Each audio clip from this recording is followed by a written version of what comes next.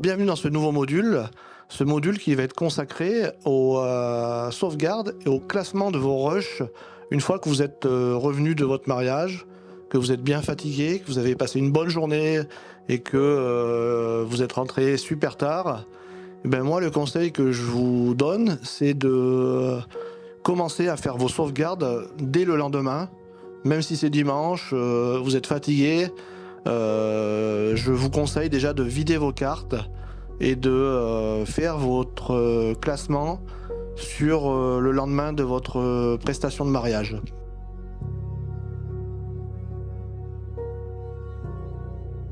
Donc moi, quand je reviens d'un mariage, le lendemain, je prends mes cartes CF Express pour mon Canon R5, et ces cartes, je vais les vider une à une. Et la technique que je vous donne, c'est que moi, en général, sur un mariage, je remplis 3 voire 4. Et je les mets sur ma table.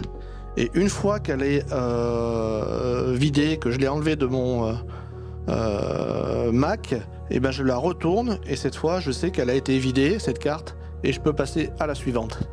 Donc ça, c'est une technique pour se rappeler, quand on a beaucoup de cartes à vider, qu'une fois qu'elle a été retournée, ça veut dire qu'elle a été vidée tout simplement. Et vous la mettez sur un côté, et ainsi de suite avec toutes vos cartes.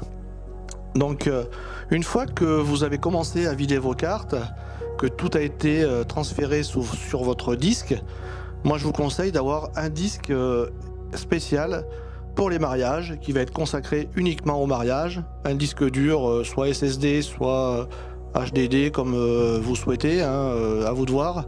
Moi, j'ai encore ces disques-là que j'ai depuis longtemps, et j'ai un disque de 5 Tera, la compagnie, qui me permet de faire toutes mes sauvegardes d'une saison de mariage. Donc, je vais classer mes mariages dans ce disque-là, je vais faire ma sauvegarde, et tout va être stocké sur ce disque. Mais on n'est pas à l'abri, bien sûr, d'avoir un bug sur un disque dur. Ça m'est déjà arrivé pour d'autres projets qu'un disque plante. Donc je fais toujours une deuxième sauvegarde sur un deuxième disque que j'ai aussi à la maison. Donc ça, c'est un peu d'investissement, mais faut pas perdre des fichiers. Si vous perdez les fichiers, c'est foutu, le mariage est perdu. Là, vous allez être en panique. Donc faites bien toutes ces étapes-là. Faites une deuxième sauvegarde sur un deuxième disque, c'est super important. Vous allez pouvoir l'effacer une fois que la prestation et le montage sera réalisé. Donc faites bien cette deuxième copie sur un disque.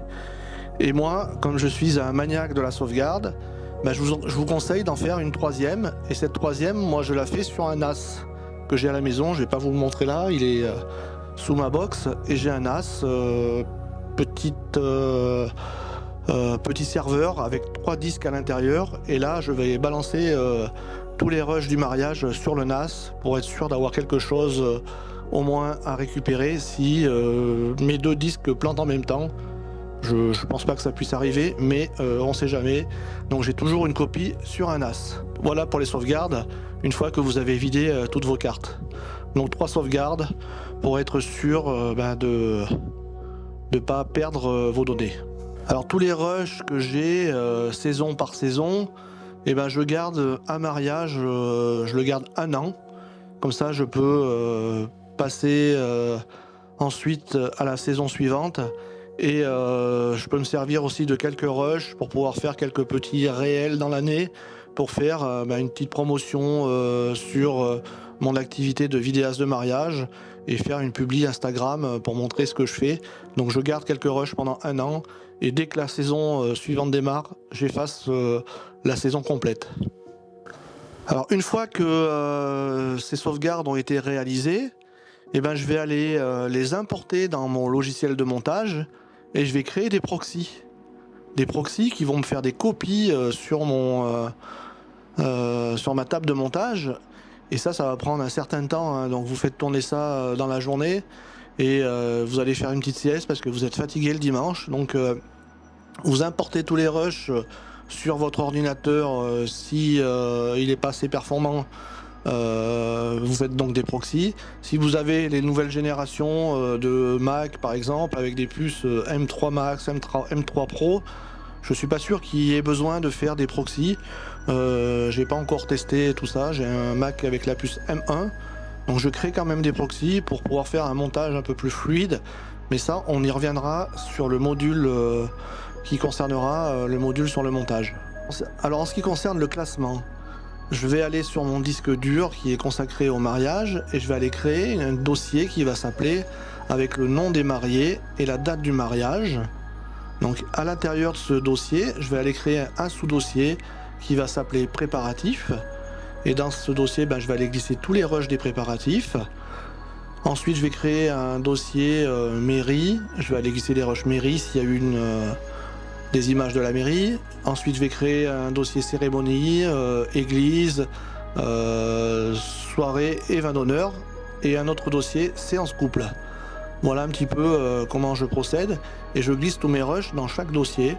Comme ça, je sais que tout est bien ordonné et je sais aller retrouver tel ou tel rush que si j'avais tout mis en vrac uniquement dans le dossier mariage de telle et telle personne, tout va être en vrac. Donc moi je préfère classer un petit peu les dossiers et commencer un petit peu à les visionner rapidement pour voir s'il n'y a pas des choses à jeter. Il y a toujours du déchet sur un mariage, on arrive toujours à faire des belles images, mais on a toujours quelques rushs qui vont être loupés. On va enregistrer des moments sans faire attention, on va voir nos pieds, on va avoir des trucs bizarres. Donc ça, je commence à faire un premier tri et à supprimer tout ce qui va être pas important à importer dans la timeline de mon montage.